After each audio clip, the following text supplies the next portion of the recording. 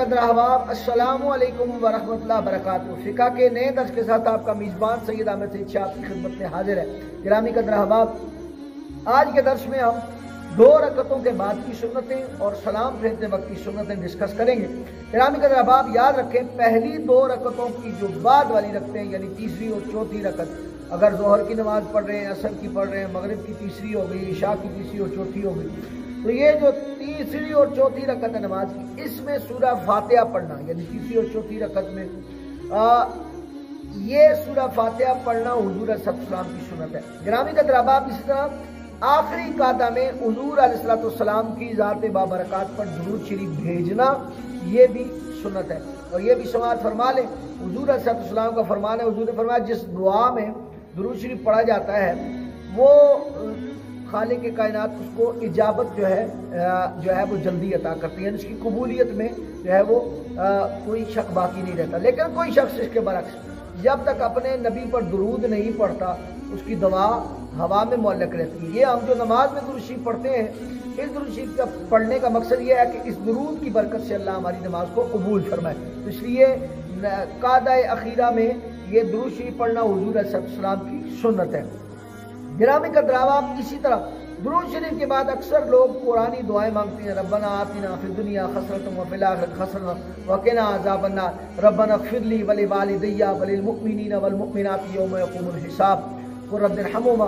تو یہ جتنی بھی آپ دعائیں مانگیں، یعنی درود شریف کے بعد اتحیات میں قعدہ کے بعد آپ درود شریف پڑھتے ہیں، درود شریف کے بعد اب آخر میں آپ دعائیں مانگیں، تو آپ جتنی بھی دعائیں مانگیں ان کے الفاظ قرآن و سنت کے مشابہ ہوں، یعنی ایسا کوئی لفظ نہ ہو کہ جو قرآن اور جو ہے حدیث کی تعلیمات کے خلاف ہو۔ حدیث میں مذکورہ آپ الفاظ بھی پڑھ سکتے ہیں، قرآن میں مذکورہ الفاظ بھی آپ جو ہے پڑھ سکتے ہیں۔ لوگوں کے کلاموں کے مشابہ آپ کوئی دعا نہ مانگیں۔ جس طرح میں سادی مثال اکثر لوگ کہتے ہیں یا اللہ مجھے مکہ مدینہ بلا، یا اللہ مجھے حج اور عمرہ کرا، یا اللہ مجھے جو ہے وہ نوکری دلا دے، یا اللہ میری شادی ہو جائے۔ یہ ایسی دعائیں جو لوگوں کے کلام ہیں ان کے مشابہ نہ ہو، بلکہ قرآن اور حدیث کے، یا اللہ آخرت درست فرما دے، یا اللہ نیک فرما دے، یا اللہ عبادت کی توفیق عطا کر دے، ایسی اس مشابہ، اس کو عربک لینگویج میں آپ جو ہے کنورٹ کر لیں، ٹرانسلیٹ کر لیں، تو ایسی دعائیں آپ جو ہے وہ قعدہ اخیرہ میں جو ہے آپ درود شریف کے بعد جو ہے آپ وہ مانگ سکتے ہیں۔ شرع محمدی میں اس کا جواز ہے۔ گرامی قدر احباب، اب آتے ہیں سلام پھیرتے وقت کی سنتیں۔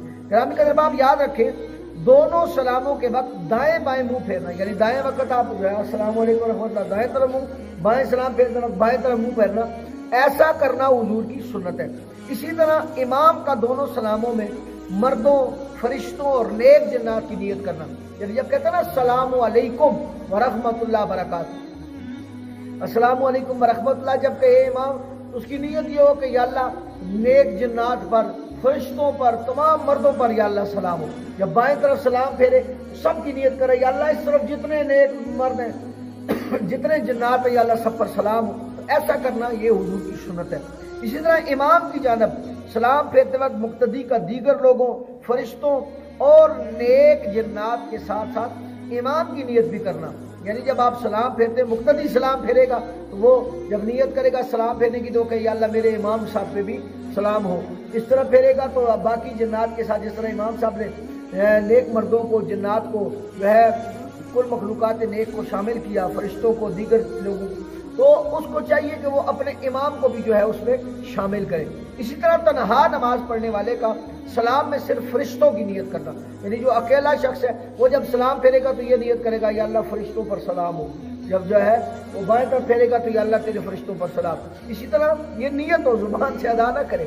اسی طرح دوسرے سلام کی آواز کو پہلے سلام کی آواز سے پست رکھنا، یعنی فرض کیجیے ایک شخص ہے وہ سلام پھیرتا ہے دائیں طرف السلام علیکم ورحمۃ اللہ، تو جب دوسرا کہے گا تو اس کی آواز وہ جو پہلا سلام کیا اس سے کم ہو، السلام علیکم ورحمۃ اللہ، اس سے ہلکی سی کم آواز ہو۔ گرامی قدر احباب، اسی طرح مقتدی کا سلام کا، مقتدی کے سلام کا امام کے سلام کے ساتھ ملا ہوا نہ، یعنی ایسا نہیں ہے کہ مقتدی امام سے پہلے سلام پھیر دے، یا امام جو ہے سلام دونوں طرف پھیر کے بیٹھ جائے، مقتدی اس کے بعد بیٹھ، نہ امام سے جلدی کرے، نہ امام سے جو ہے وہ تاخیر کرے، اور نہ امام سے جو ہے وہ تقدیم کرے۔ یہ مقتدی کے لیے جو ہے یہ سنت یہ ہے کہ وہ امام کے ساتھ سلام پھیرے۔ اسی طرح پہلے دائیں طرف سلام پھیرنا یہ بھی حضور کی سنت ہے۔ گرامی قدر احباب، مسبوق یعنی جو بعد میں آنے والی، جیسے ہم 4 رکعت والی نماز پڑھ رہے ہیں، ایک شخص دوسری رکعت میں آیا، تیسری میں آیا، یعنی ہم جماعت کے ساتھ کھڑے ہیں، وہ شخص دوسری رکعت میں آ کر ملا تو اس کے لیے ایک رکعت جو ہے اس نے بعد میں پڑھنی ہے۔ تو مسبوق کو چاہیے کہ وہ امام کے دونوں سلاموں کے فارغ ہونے کا انتظار کرے۔ ہمارے لوگ اکثر کیا کرتے ہیں، امام ایک طرف سلام بس منہ پھیرتا ہی ہے، مقتدی اٹھ کے کھڑے ہو جاتے۔ ایسا نہیں کرنا چاہیے، بلکہ سنت یہ ہے کہ جب امام دائیں بائیں دونوں طرف سلام پھیر لے تو اس کو چاہیے کہ اس میں نہایت آستگی کے ساتھ کھڑا ہو کر اپنی نماز کا تتمہ کرے۔